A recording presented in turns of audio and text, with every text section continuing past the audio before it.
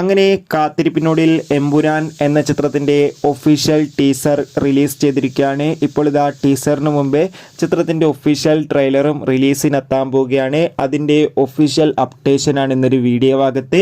വീഡിയോയിലേക്ക് മുമ്പ് video like ചെയ്യുക, ചാനൽ സബ്സ്ക്രൈബ് ചെയ്യാൻ വേണ്ടി ശ്രമിക്കുക. പൃഥ്വിരാജിൻ്റെ സംവിധാനത്തിൽ മോഹൻലാൽ, ടൊവിനോ തോമസ്, മഞ്ജു വാര്യർ എന്നൊക്കെ പ്രധാന കഥാപാത്രങ്ങളായി വരാൻ പോകുന്ന ചിത്രമാണ് എമ്പുരാൻ. എല്ലാ സിനിമാ പ്രേമികളും ഒരേപോലെയാണ് എമ്പുരാൻ എന്ന ചിത്രത്തിൻ്റെ ഓരോ അപ്ഡേഷനും അറിയാൻ വേണ്ടി കാത്തിരിക്കുന്നത്.